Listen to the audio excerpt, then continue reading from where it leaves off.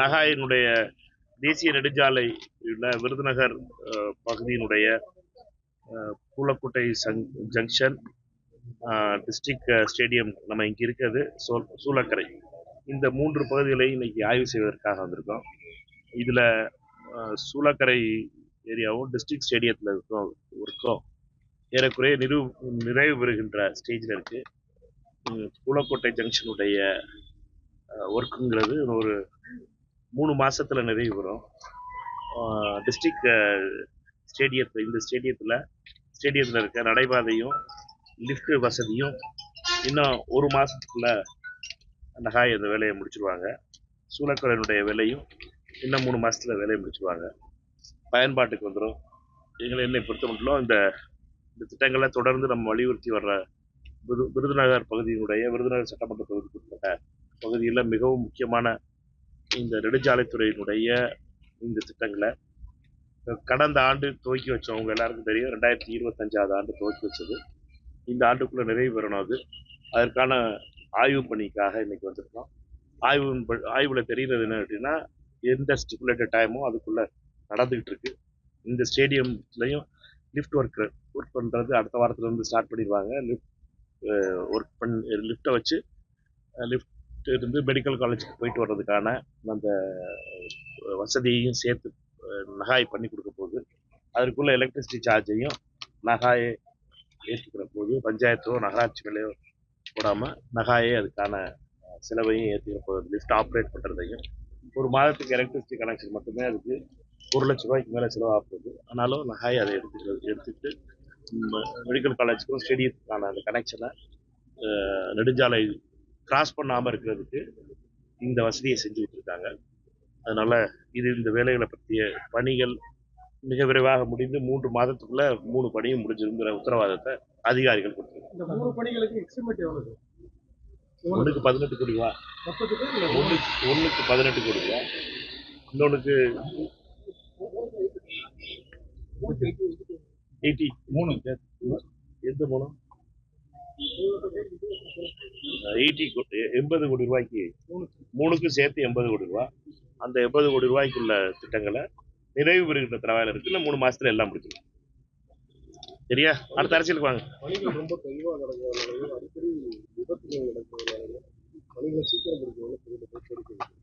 இன்னும் 3 மாசத்துல முடிச்சிடும். நடந்தா இருக்கட்டும், 3 மாசத்துல முடிச்சு கொடுக்கட்டும் அதிகாரிகள்.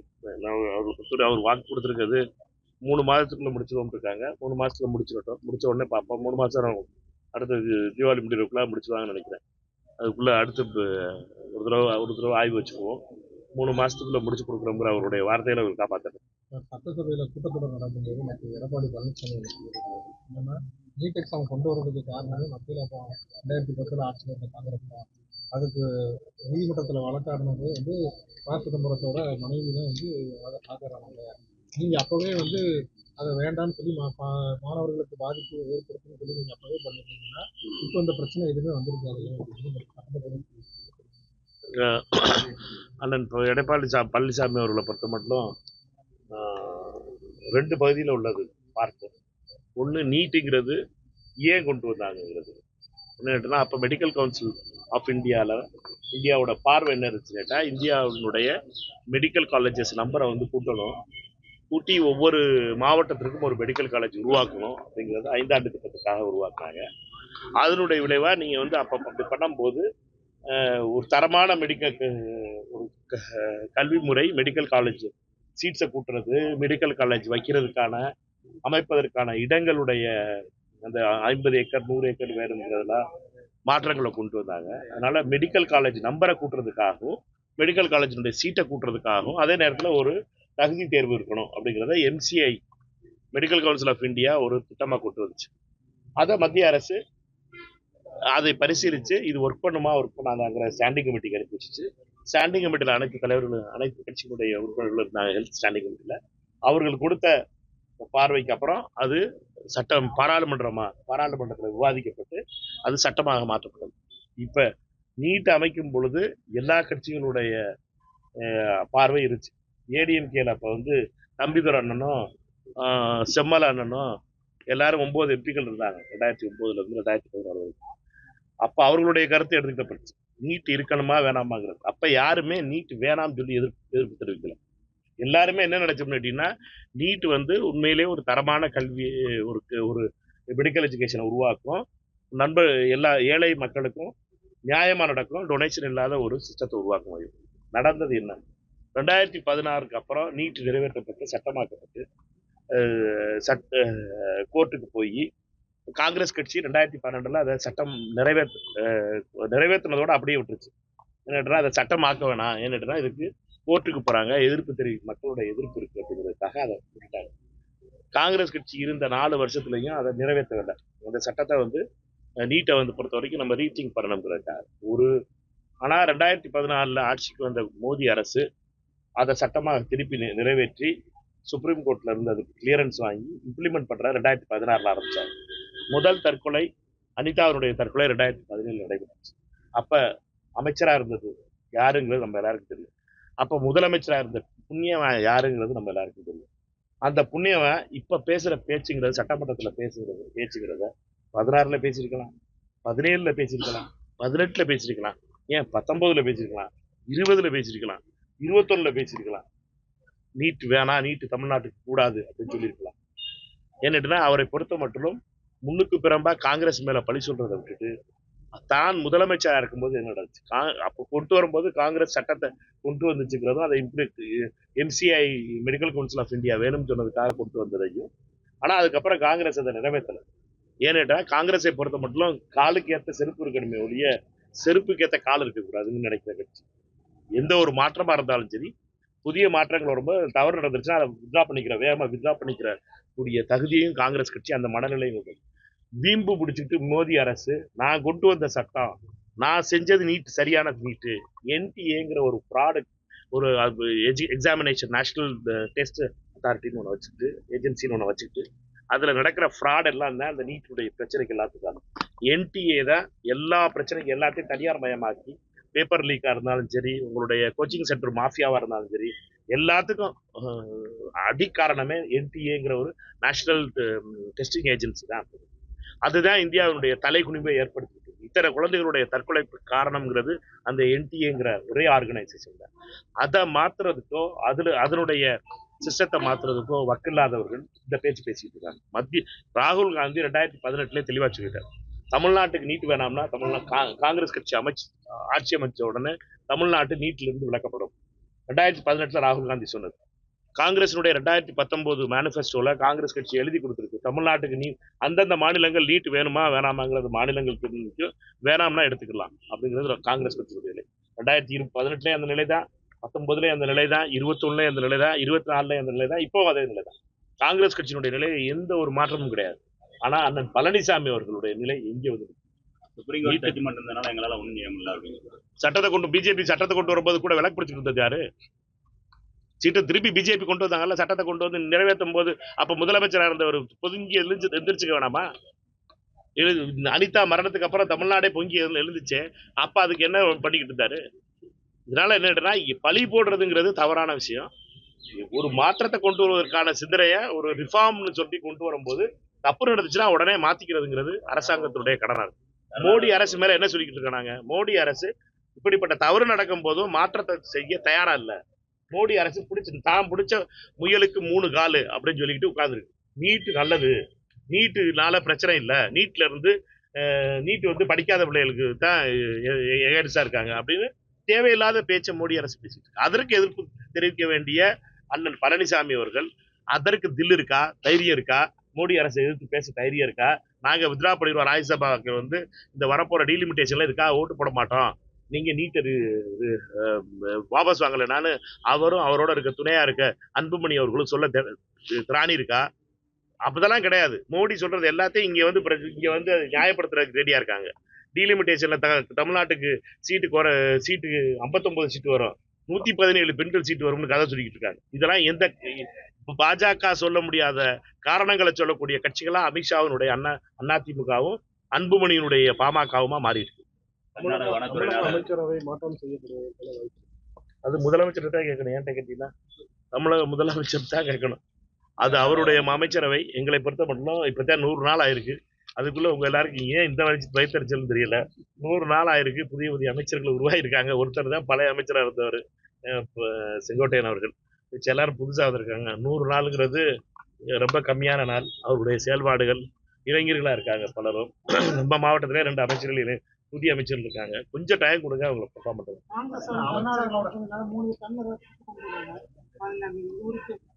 ஒரு கோடி இன்னைக்கு வந்து 1 கோடி தரணும்னு சொல்லி சிபிஐ எம்எல்ஏ ராமச்சந்திரன் சட்டப்பேரவை கர்நாடகத்தினுடைய வனத்துறை நடத்திய இந்த கொடூர தாக்குதலுக்கு கண்டனம் தெரிவிச்சு திரு ராமலிங்க ரெட்டிக்கு அன்னைக்கே கடிதம் எழுதினேன். 2 விஷயத்தை பற்றி. ஒன்று, அவர்களை பொறுத்த மட்டும் இவர்கள் மீது கிரிமினல் நடவடிக்கை எடுக்க வேண்டும். அவர்களை பணியிலிருந்து நீக்கம் செய்யணும். அவர்கள் மீது கொலை குற்றம் அவர்கள் மீது எந்த அதிகாரிகள் சம்மந்தப்பட்டிருக்காங்களோ அவர்கள் மீது கொலை குற்றத்துக்கு வழக்கு பதிவு செய்யணும்.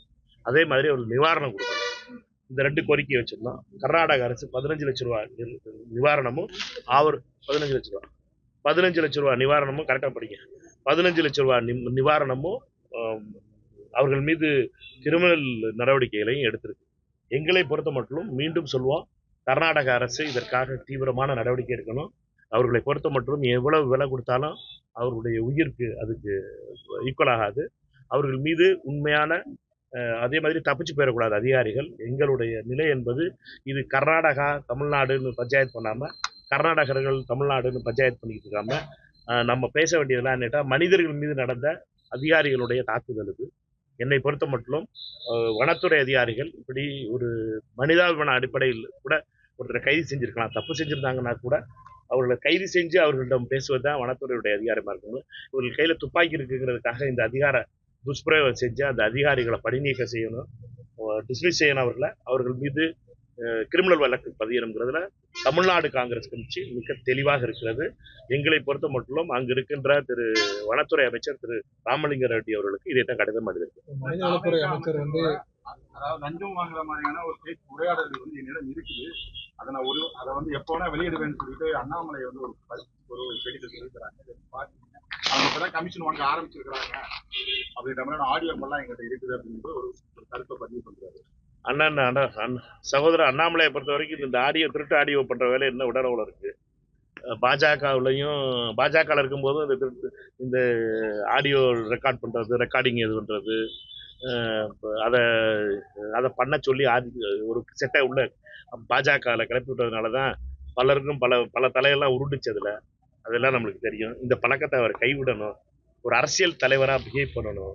என்னட்டுன்னா, நான் இன்னொருத்தருடைய கான்வர்சேஷனை ரெக்கார்ட் பண்ணி வச்சிருக்கேன், என்கிட்ட அந்த ரெக்கார்டிங் இருக்கு அப்படின்னு சொல்றதெல்லாம் இது ஒரு பத்திரிகையாளர் வேணா சொல்லலாம், ஒரு இன்வெஸ்டிகேஷன் ஏஜென்சி ஜேர்னலிஸ்ட் சொல்லலாம். ஒரு அரசியல்வாதியா குற்றம் இருக்கா, யாரு தப்பு செஞ்சிருக்கா, யாரு பணம் வாங்குறா, யாரு ஊழல்ல ஈடுபட்டிருக்கா, தெளிவா சொல்லுங்க.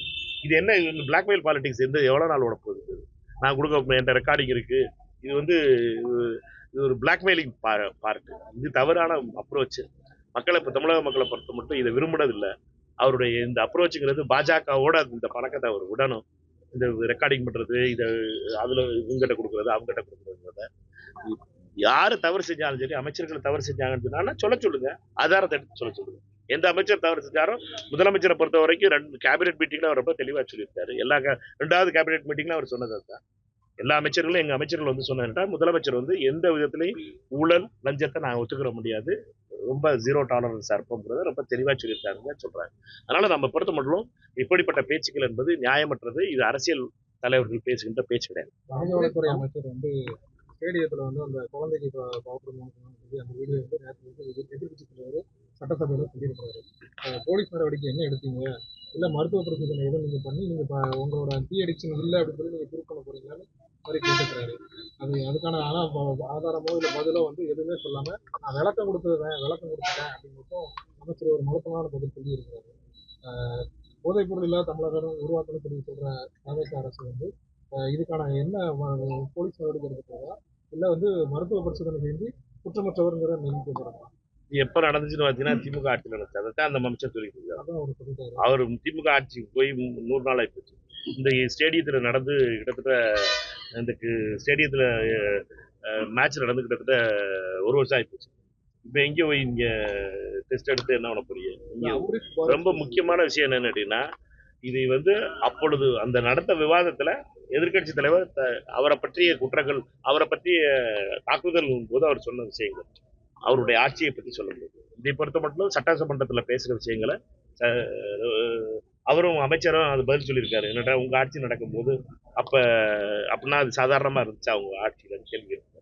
அது சட்டமன்றத்தில் நடந்த விவாதம். என்னை பொறுத்த மட்டும் இதை வந்து ரொம்ப சீரியஸா எடுத்துட்டு நம்ம வந்து காவல்துறை அளவுக்கு போகணுமாங்கிறது எனக்கு என்னை பொறுத்த வரைக்கும் இது ஒன்றும் பிடிபடல. ஏன்னா இது தமிழ்நாட்டினுடைய முதலமைச்சருடைய மிக முக்கியமான லட்சியங்கள்ல 3 விஷயமா நம்ம பார்க்கறது. ஒன்று லஞ்சமில்லாத தமிழகம், 2வது போதை இல்லாத தமிழகம், பெண்களுக்கு பாதுகாப்பு. இந்த 3 விஷயத்தை தான் ரொம்ப சீரியஸா சொல்லிட்டு இருக்காரு. போதை இல்லாத தமிழகத்துல உடனே உருவாக்குறதுக்கான நடவடிக்கைகளை தொடர்ந்து நடத்தணும். ஏன்னா இது வந்து ஒரு சாதாரணமான விஷயம் இல்லை. ஒரு முதலமைச்சர் எதிர்த்த உடனே ஒரு நாள் காலையில ஜிம்புமா பண்ணா போதை இல்லா தமிழ்நாடா வந்துட போறதில்ல. எல்லாருடைய உழைப்பும் தேவை. இது குறையோடி கிடக்குது தமிழ்நாட்டில். சாமானிய பள்ளிக்கூட கூட பள்ளிகளுக்கு வெளியிலையும் கல்லூரிகளுக்கு வெளியிலையும் போதைப் பொருட்கள் விற்பதும் விற்கப்படுவது நம்மளால பார்க்க முடிஞ்சிச்சு. இப்போ அது குறைஞ்சிருக்குன்னு நினைக்கிறேன். முதலமைச்சருடைய கடுமையான நடவடிக்கையில் அது காவல்துறை அதற்கான நடவடிக்கை எடுத்திருக்கோம். பெற்றோர்களும் சரி, நாம் எல்லாரும் நம்ம குழந்தைகளையும் காப்பாற்றல. ஒவ்வொரு இளைஞரையும் ஒவ்வொரு குழந்தையையும் இந்த போதை படத்திலிருந்து வெளியில கொண்டு வருவது என்பது ரொம்ப முக்கியம். அவர்களிடம் வந்து தூரமாக வைக்கிறது என்பது ரொம்ப முக்கியம். இது எல்லாரும் சேர்ந்து சரி பண்ண முடியுமே ஒழிய முதலமைச்சரோ எதிர்க்கட்சி தலைவரோ அல்லது ஒரு அமைச்சரோ சரி பண்றதுங்கிறத நம்ம சரியா பார்க்க முடியாது. இது எல்லாருடைய கூட்டு முயற்சியா இருக்கணும். தமிழ்நாட்டினுடைய ஒவ்வொருடைய முயற்சியாகவும் இருக்கணும். போதை இல்லாத தமிழ்நாட்டை கொண்டு விருதுநகர் மாவட்டத்தில் பிரசித்தி பெற்ற பட்டாசு தொழில் தொடர்ந்து வந்து பட்டாசு ஆலையில் நடக்கிற ஆய்வுனால எங்களால் தொழில் பண்ண முடியாது. உற்பத்தியாளர்களும் சரி விற்பனையாளர்களும் சரி தொடர்ந்து ஸ்ட்ரைக் பண்ணிட்டு இருக்காங்க. அதை பத்தி எப்படி பாக்குறீங்கன்னா இதுக்கு என்ன முடிவு? இல்ல, 2 விஷயத்த நம்ம புரிஞ்சுக்கணும். விபத்துகள் நடக்கிறதுனாலையும் நீங்க கேமராவில் அதை கேப்சர் பண்ணி நீங்க ரிப்போர்ட் பண்றதுனாலையும் பலருக்கும் என்ன நடக்குதுன்னு கேட்டீங்கன்னா, விருதுநகர் மாவட்டத்தில் நிறைய விபத்துகள் நடக்குது, தொடர் விபத்துகள் நடக்குது அப்படிங்கிற ஒரு பிரச்சனை மேலே வருது. அதிகாரிகளை பொறுத்த வரைக்கும் தங்களுடைய அதிகாரத்தை காட்டணும்னு நினைக்கிறாங்க. நாங்கள் வந்து ரைடுக்கு போகிறோம், ரைடுக்கு போகிறாங்க. ரைடுக்கு போனால் ஏதாவது ஒரு எந்த ஒரு இந்த ஃபயர்வொர்க்ஸ் இதில் வந்து ஏதாவது ஒரு சின்ன தண்ணி வாலி இந்த இடத்துல இருந்து அந்த இடத்துல வச்சுருந்தா கூட அது வயலேஷன் தான்.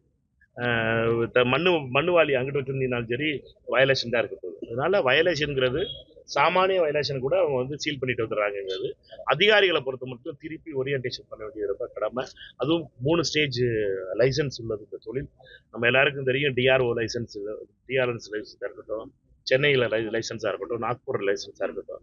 நாக்பூர் லைசன்ஸையோ அல்லது இது இருக்க விஷயங்கள் வந்து அவ்வளவு சீரியஸான ரொம்ப ஸ்ட்ரிக்டாக பண்ணி ஃபாலோ பண்ணிடுறாங்கன்னு பேசியிருக்கு. டிஆர்ஓ லைசன்ஸ் இருக்கு ஃபேக்ட்ரிஸில் தான் இது மாதிரி பிரச்சனை வர்றதுனால லேபர் மினிஸ்ட்ரியும் மற்ற அதிகாரிகளும் ரொம்ப கடுமையான நடவடிக்கை எடுத்து சீல் பண்ணுறாங்கிறதும், இது மாதிரி சென்னை லைசன்ஸ் கொடுக்குற அந்த மெட்ராஸ் லைசன்ஸ் அவங்க சொல்கிற அதே இடங்கள்லையும் கொடுக்குறதாகவும் வருது. என்னையை பொறுத்த மட்டும் அதிகாரிகள் இதில் ரொம்ப தெளிவாக முடிவெடுக்கணும். இது 3 பேர் சேர்ந்து முடிவு பண்ண வேண்டியது. தொழிலாளர்களுடைய பாதுகாப்பு ரொம்ப முக்கியமானது, தொழில் முக்கியமானது, அதிகாரிகளுடைய பொறுப்பு முக்கியமானது. இதை வந்து செய்ய வேண்டியது மாவட்ட நிர்வாகத்தினுடைய கடமை. நான் மாவட்ட ஆட்சியர்கிட்ட முதல்ல சொன்னேன், என்னன்னா இதை ட்ரைபார்ட்டியாக வச்சு பேசணும்.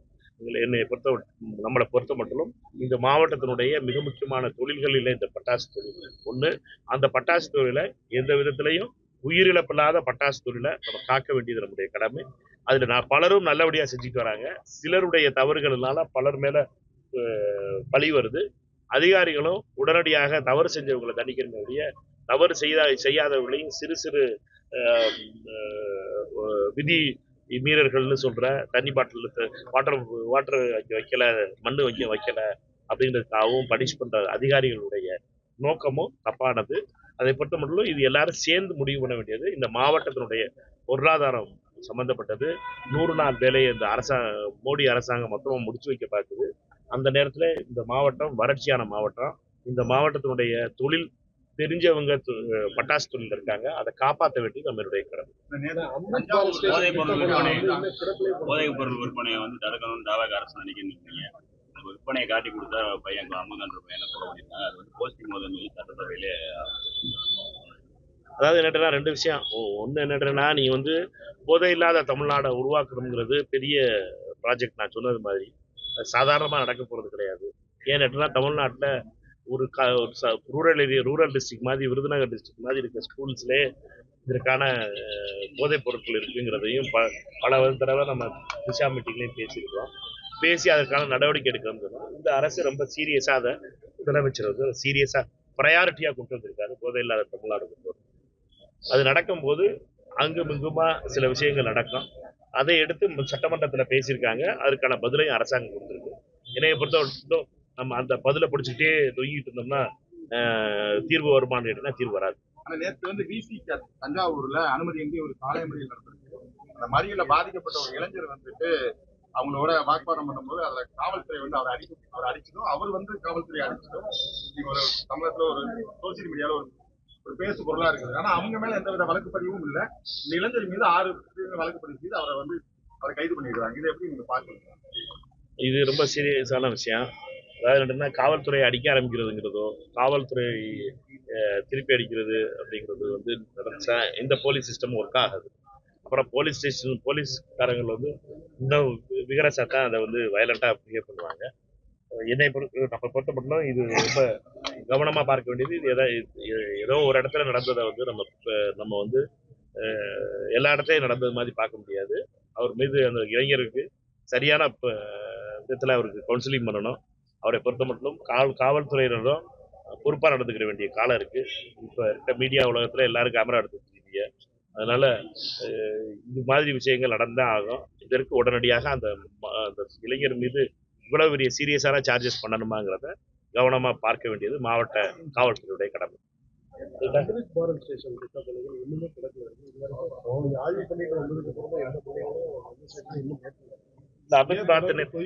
நேற்று டிஆர்எம்மோட ரிவ்யூ பண்ணோம் சென்னையில், மதுரையில். அமிர்த் பாரத்தில் அவங்க வந்து ஏற்கனவே முடிஞ்சிருச்சு திட்டங்கள் அப்படின்னு இருக்காங்க. நிறையா இந்த ஸ்டேஜில் முடிச்சிருக்கோம், ஒரு 30% ஒர்க்கு முடியலை அப்படின்னு சொன்னாங்க.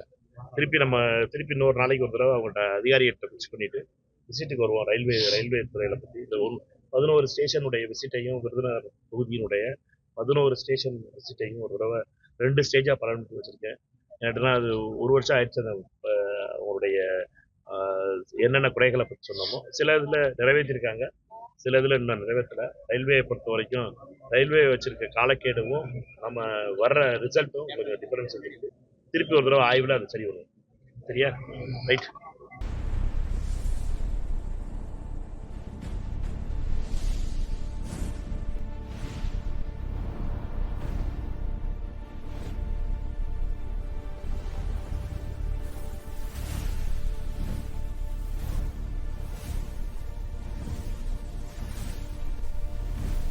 From politics to spirituality, from cinema to crime, one network connects the Tamil world. This is U Tamil.